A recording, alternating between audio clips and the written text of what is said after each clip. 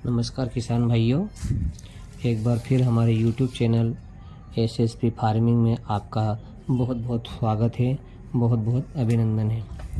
आज हम आपको बताने वाले हैं सीताफल की संपूर्ण जानकारी, यानी कि खेत की तैयारी से लेकर पौध लगाना, कितनी दूरी पर लगाना, खाद प्रबंध, सिंचाई प्रबंध, मार्केट भाव, वैरायटी आदि के बारे में हम आज आपको बताने वाले हैं। क्योंकि हमारे पास एक दो कमेंट्स आए थे कि क्या रेट रहता है, क्या भाव बिकता है और कौन सी वैरायटी है, तो इसलिए आज हम आपको बताने वाले हैं सिर्फ़ और सिर्फ केवल इसके बीज से लगाने से लेकर बाज़ार तक का इसका जो भी सफ़र रहेगा, हम इसको आज आपको बताने वाले हैं। तो किसान भाइयों, वीडियो को आप स्किप मत करिएगा, क्योंकि आज हम आपको बहुत अच्छी जानकारी बताने वाले हैं जो कि बागवानी के लिए बहुत अच्छी जानकारी दी जाएगी। जिस भी किसान भाई को बागवानी लगानी है या बागवानी लगाने की सोच रहे हैं, तो इस वीडियो को प्लीज़ आप स्किप मत करना और इसे पूरा देखना, ताकि आप भी बागवानी आसानी से लगा सकते हैं। तो किसान भाइयों, हमने जो पिछले 2 वीडियो बनाए हैं सीताफल के बारे में, तो आप वहां जाकर देख सकते हैं कि किस प्रकार के फल लगते हैं, किस प्रकार हार्वेस्टिंग की जाती है। अन्य जानकारी हमने पिछले हमारे जो 2 वीडियो बने हुए हैं सीताफल के, आप उनको जाकर देख सकते हैं और समझ सकते हैं। यह वीडियो केवल आज का सिर्फ बीज लगाने से लेकर फल को मार्केट तक जाने का सफ़र, यानी कि उत्पादन तक का यह पूरा वीडियो रहेगा। इसमें भाव, खाद प्रबंध आदि जो भी है वो सारी चीज़ें हम आपको बताने वाले हैं। तो प्लीज़ आप वीडियो को स्किप मत करिएगा और इस वीडियो को पूरा देखिएगा। तो अब हम बात करते हैं पहले खेत की तैयारी। इसके लिए ज़मीन भुरभुरी होनी चाहिए एवं उसमें जल भराव नहीं होना चाहिए किसान भाइयों। अगर उसमें जल भराव होगा तो पौधे गलकर नष्ट हो जाएंगे। तो इसलिए हमारे खेत में हमेशा ध्यान रखना चाहिए कि जिसमें हम बागवानी लगा रहे हैं उसमें जल भराव नहीं होना चाहिए। अगर जल भरा रहेगा तो पौधे गलकर नष्ट हो जाएंगे, पहली बात। दूसरी बात यह है कि हमें गड्ढे का आकार कितना रख सकते हैं। तो किसान भाइयों, यहाँ पर हम आपको बताने वाले हैं कि गड्ढा जो हमारा रहता है वो 1.5 बाय 1.5, यानी कि 1.5 फीट चौड़ा और 1.5 फीट गहरा और 1.5 फीट, यानी कि चारों तरफ से 1.5 बाय 1.5 का होना चाहिए। उसमें थोड़ी थोड़ी गोबर की खाद, सड़ी हुई खाद एवं उसमें नीम खली का उपयोग करना चाहिए, ताकि ज़मीन से कोई भी कीड़ा न लगे किसान भाइयों।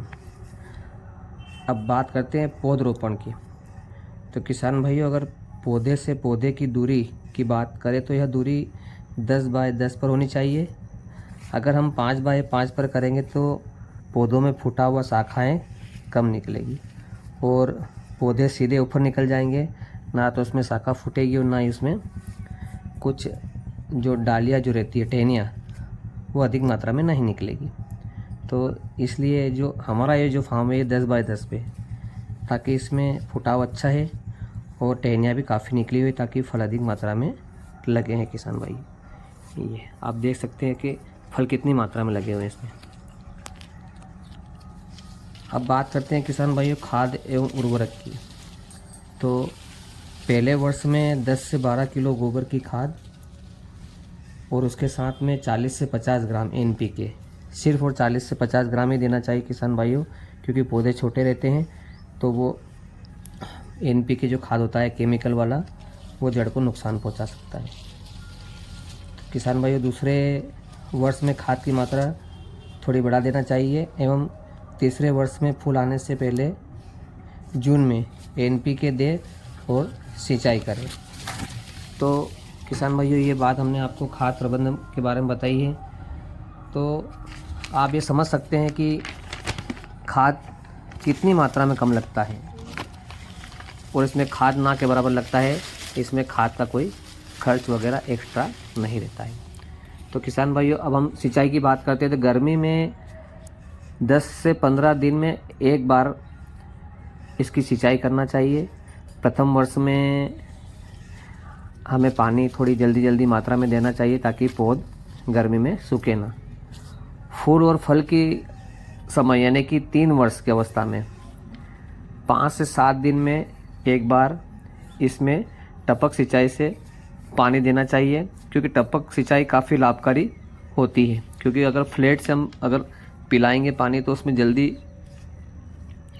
पानी सोख लेगी, ज़मीन में सारा पानी सूख जाएगा और वो पानी की जो नमी रहेगी वो लंबे समय तक नमी नहीं बनी रहेगी और इसमें पानी भी अधिक मात्रा में लगेगा किसान भाइयों, जो कि गर्मी के दिनों में काफ़ी महंगा होता है पानी, यानी कि पानी की मात्रा गर्मियों में हर किसान भाई के पास नहीं होती है।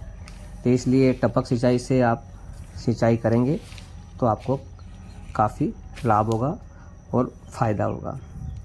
अब बात करते हैं पौधे की देखभाल।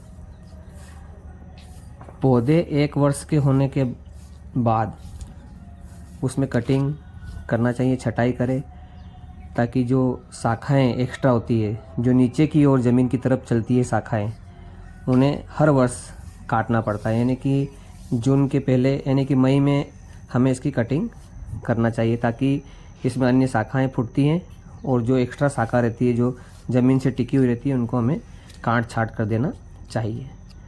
और अब बात करते हैं रोग व कीट नियंत्रण के बारे में। तो इसके लिए कोई केमिकल वाला स्प्रे नहीं करना है, हमें केवल और केवल नीम तेल का उपयोग करना है। समय समय पर अगर ऐसा लगता है कि इसमें कुछ कीट है या कुछ कीड़े हैं या कुछ भी अन्य जानवर जो लगे हुए रहते हैं, तो हमें सिर्फ केवल नीम तेल का ही उपयोग करना चाहिए। अब बात करते हैं फल का समय। तो अर्ली जो ग्राफ्टेड पौधे होते हैं उन पौधों में 2 साल में फल आना चालू हो जाते हैं, लेकिन जो बीज वाले होते हैं यानी कि जो डायरेक्ट बीज से हम जो लगाते हैं, पौध तैयार करते हैं, उन पौधों में 3 साल में फल देना शुरू हो जाता है किसान भाइयों।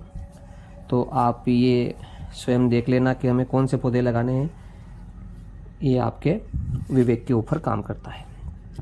अब बात करते हैं उत्पादन की। तो उत्पादन 5 साल की आयु में जो पौधे होते हैं वे अच्छी मात्रा में फल देना शुरू हो जाते हैं और 8 से 10 साल में भारी मात्रा में फल देना शुरू हो जाते हैं किसान भाइयों। क्योंकि 8 से 10 साल के जो पौधे होते हैं वे पौधे अधिक मात्रा में फल देते हैं और अच्छे खासे इसमें फल देना शुरू हो जाते हैं। क्योंकि 8 से 10 साल की जो अवस्था होती है वो अवस्थाएं अच्छी मानी जाती हैं। आप ये जो पेड़ देख रहे हैं, ये पेड़ सिर्फ 3 वर्ष का है और इसमें काफ़ी मात्रा में देख सकते हैं आपके इसमें अच्छे से फल आना शुरू हो गए। क्योंकि इस जगह पे जो हमारे जो बागवानी का है उसमें कुछ पेड़ जो थे वो पौधे जो थे वो नष्ट हो गए थे, तो उस स्थान पे हमने नए लगाए थे। तो ये देख सकते हैं कि ये 3 वर्ष का हो चुका है और आप देख सकते हैं ये कितने सारे इसमें फल आना चालू हो गए। यानी कि 3 वर्ष में इतने फल हो सकते हैं, तो 8 से 10 वर्ष में काफ़ी अच्छी मात्रा में इसमें फल चालू हो जाते हैं किसान भाइयों। अब हम बाज़ार भाव की बात करते हैं, किसका भाव कैसा क्या रहता है। अर्ली का भाव 200 से 300 रुपये प्रति किलो मिलता है किसान भाइयों। जी हाँ, सितंबर में, फिर अक्टूबर में, यानी कि सितंबर में और अक्टूबर में 100 से, यानी कि आप अगर सितंबर में अगर इसका फल लेके जाते हैं तो 200 से 300 रुपये प्रति किलो बिकता है, और अगर यही फल आप अक्टूबर में लेके जाते हैं तो 100 से 120 रुपये का भाव इसका रहता है। और ये भाव भी माल की आवक के हिसाब से रहता है किसान भाइयों। मार्केट में अगर माल ज़्यादा मात्रा में रहेगा तो उस हिसाब से इसका भाव रहेगा, और कम मात्रा में रहेगा तो उस हिसाब से इसका भाव रहेगा।